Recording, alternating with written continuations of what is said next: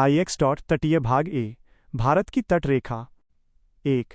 भारत की तटरेखा। सामान्य परिचय एवं आंकड़े। भौगोलिक स्थिति। भारत 3 ओर से समुद्र से घिरा हुआ है। तटरेखा की लंबाई 1970 के दशक के आंकड़ों के अनुसार 7516.6 किलोमीटर।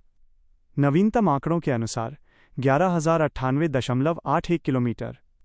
प्रशासनिक विस्तार। भारत की तटरेखा पर कुल 9 राज्य एवं 4 केंद्र शासित प्रदेश स्थित हैं। मुख्य भूमि बनाम द्वीप। भारत की मुख्य भूमि से लगे कुल तट की लंबाई 5422.6 किलोमीटर है। नवीनतम आंकड़ों के अनुसार 7870.51 किलोमीटर। मुख्य भूमि से दूर कुल तट की लंबाई 2094 किलोमीटर है। नवीनतम आंकड़ों के अनुसार 3228.3 किलोमीटर। तटीय राज्य विशेषता। गुजरात राज्य की तटरेखा सर्वाधिक लंबी है, जबकि सबसे छोटी तटरेखा गोवा राज्य की है। प्रशासनिक परिवर्तन। 26 जनवरी 2020 से दमन और दीव तथा दादरा और नगर हवेली का विलय कर एक केंद्र शासित प्रदेश दादरा और नगर हवेली तथा दमन और दीव बना दिया गया है। 2. तटीय राज्यों केंद्र शासित प्रदेशों की तटरेखा लंबाई किलोमीटर में। क्र. संघ। राज्य केंद्र शासित प्रदेश। 1970 के दशक के आंकड़े। नवीनतम लंबाई 1. गुजरात 1214.7 2340.62। 2. महाराष्ट्र 652.6 877.97। 3. गोवा 101 193.95। 4.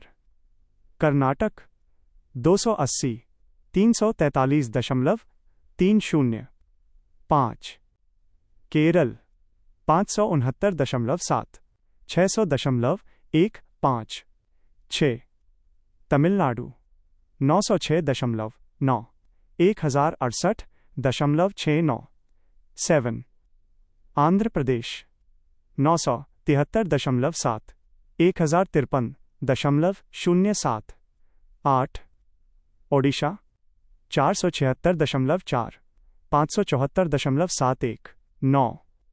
पश्चिम बंगाल 157.5 721.02। 10.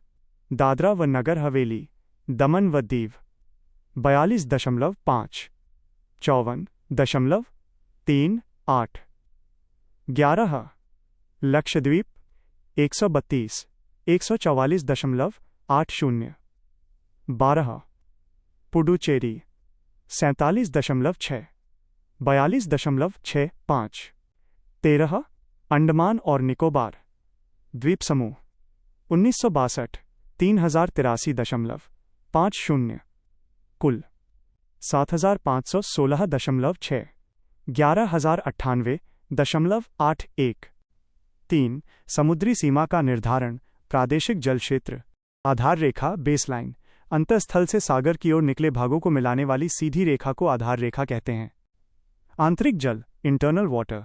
स्थलीय भाग एवं आधार रेखा के मध्य के सागरीय जल को आंतरिक जल कहा जाता है। क्षेत्रीय सागर टेरिटोरियल सी। आधार रेखा से 12 समुद्री मील नॉटिकल माइल्स तक की दूरी को क्षेत्रीय सागर या प्रादेशिक जल क्षेत्र कहा जाता है। इस क्षेत्र के उपयोग का भारत को संपूर्ण अधिकार प्राप्त है। अविच्छिन्न मंडल कंटिग्यूअस जोन। आधार रेखा से 24 समुद्री मील तक का क्षेत्र। इसमें भारत को सीमा शुल्क वसूली और वित्तीय अधिकार प्राप्त हैं। अनन्य आर्थिक क्षेत्र एक्सक्लूसिव इकोनॉमिक जोन -EEZ। आधार रेखा से 200 समुद्री मील तक।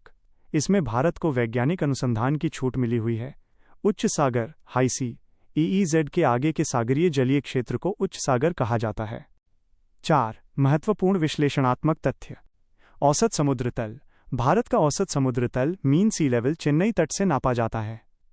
तटीय अपर्दन। तटीय अपर्दन में समुद्री लहरों ज्वार भाटा धाराओं सुनामी लहरों तथा मानवीय क्रियाकलापों की भूमिका होती है, जिनमें लहरें सर्वाधिक प्रभावी कारक हैं। ऐतिहासिक संदर्भ।